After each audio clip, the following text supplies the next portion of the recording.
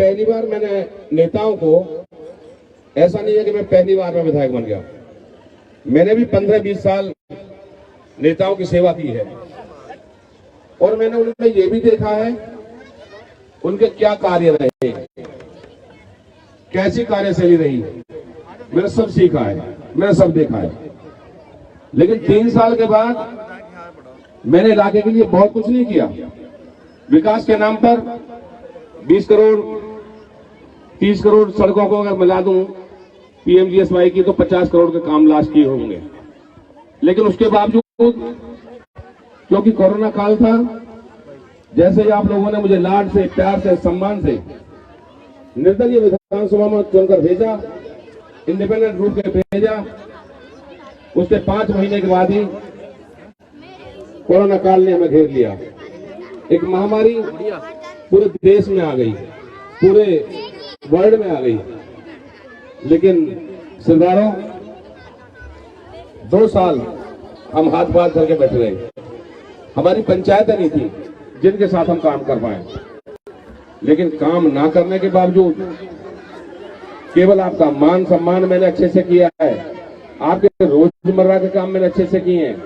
और आज उसी का परिणाम है, जब मैं हाईवे से आ रहा था तो मुझे ऐसा लग रहा था जैसे 3 साल, 3.25 साल के बाद मेरा चुनाव शुरू हो गया है। एक चुनाव के रूप में आप मुझे यहाँ लेकर के आए हो, तो इसके लिए मैं बस्ती माता का, इस पृथला क्षेत्र के हर व्यक्ति का, उसको भगवान, उसको अल्लाह ताला मानते हुए सबके चरणों में वंदना करता हूँ, प्रणाम करता हूँ कि हे पृथला के लोगों, तुमने मेरे जैसे किसान के बेटे को इतने प्यार से, दुलार से जो बना करके भेजा।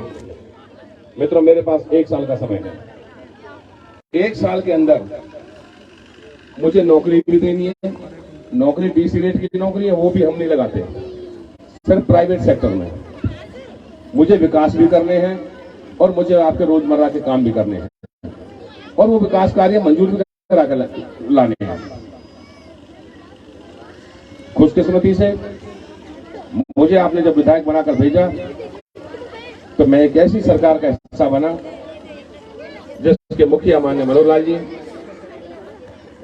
इस पूरे प्रदेश को हरियाणा एक, हरियाणवी एक का नारा देकर के 36 बिरादरी का, हर जन का एक तरफ से काम करते हैं, एक तरफ से सम्मान करते हैं।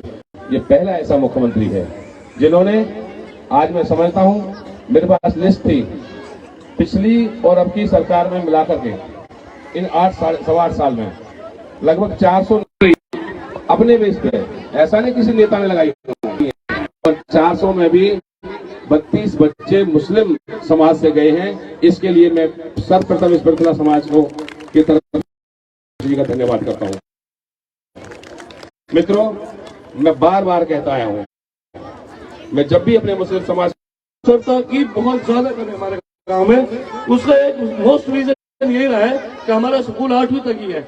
ऐसे आगे बच्चे जा नहीं पाते हैं, कई बार मजबूरी हो जाती है, खासतौर पर लड़के हैं तो गांव से बाहर जाने में बहुत दिक्कत आती है। यहाँ से 2 किलोमीटर स्कूल है, फिर रोड पे, हाईवे पे पुलिया बन गया, रोड पर घर में आना जाना, लोग बच्चों को ही नहीं बैठा लेते हैं।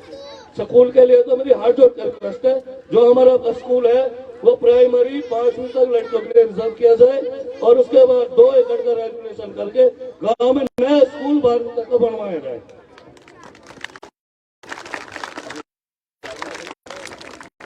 देखिए, कोई भी चीज सरदारों में कह के जाऊंगा, उसकी पूर्ति मुझे करनी है, करके देनी है, क्योंकि 1 साल 1.5 साल मेरे पास है। अगले साल जब आपकी कक्षाएं लगेंगी तो ये मैं आपको भरोसा दिला के जा रहा हूं, आपकी स्ट्रेंथ पूरी है। स्कूल के कुछ नॉर्म है, उनको मैं, जो 8वीं का स्कूल है, ये आपको मैं कह के जा रहा हूं कि उसको मैं 10वीं का स्कूल अभी, अगर अलग भी अभी नहीं बनेगा क्योंकि समय है और जो बिल्डिंग की कार्रवाई है, अगले साल तक 10वीं का स्कूल आपका सोपता का हो जाएगा। ये मैं आपके बीच में कह के जा रहा हूं, ताकि मेरी बहन बेटियां, बच्चे उसमें पढ़ सकें। अगला, अगर मुझे समय मिला 6 महीने में भी, लास्ट के 6 महीने भेजेंगे, तो मेरी कोशिश होगी सरपंच साहब, आपका स्कूल नॉर्म पूरा करता होगा, मैं आपसे जिम्मा लेके जाता हूँ, 12वीं तक का स्कूल भी मैं उससे करवाऊंगा। मुझे अपने बच्चों को पढ़ाने की बहुत चिंता रहती है, तो 12वीं तक का स्कूल भी आपका अगले सेशन के बाद उस पर कार्रवाई शुरू कर दूंगा। आप लोगों ने 22 इसमें डिमांड लिखी है, मैं नहीं पढ़ रहा क्या लिखा है इसमें। अगर किसी डिमांड में टेक्निकल प्रॉब्लम होगी तो मैं कह नहीं सकता, क्योंकि मैं रज्जाक सरपंच के समय में भी जब ये था तो मैं मेरे एमएलए बनते इसने मुझे बुलाया, मैं 1 करोड़ रुपए की यहाँ पर घोषणा करके गया था।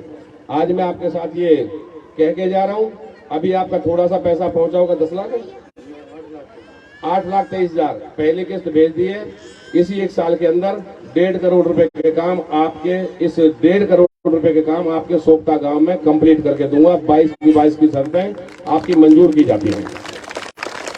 मित्रों, ये जो पैसा हम लेके आते हैं, एक मिनट में बाद में करें, पहले बात वहां बैठ जाओ, बाद में वहां बैठ जाओ, आराम से बैठ जाओ, कोई बात नहीं, आराम से बैठ, कोई बात नहीं, इसे छेड़ो मत।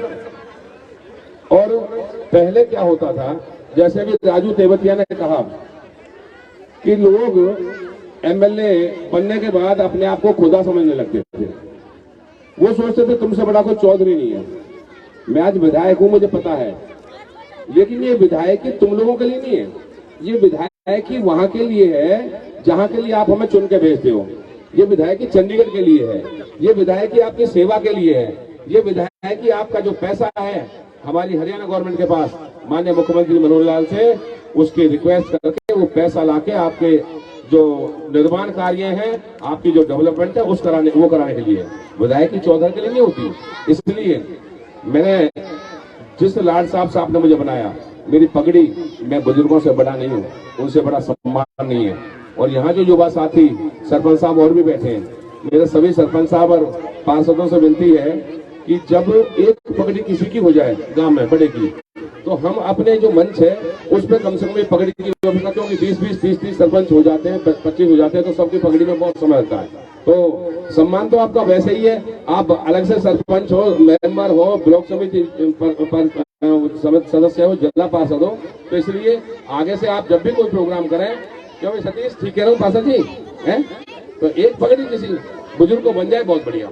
तो इसलिए मैं आपको एक ही बात कह के जा रहा हूँ, जो आपने लिखा है मंजूर करा के दूंगा। स्कूल 10वीं तक का अगले साल करा के दूंगा, ये कहीं भी नोट कर लेना। काम करने में पीछे नहीं हूँ, मुझे बड़ी तकलीफ है, बड़ी खुजली है काम करने की, जो मैं नहीं कर पाया।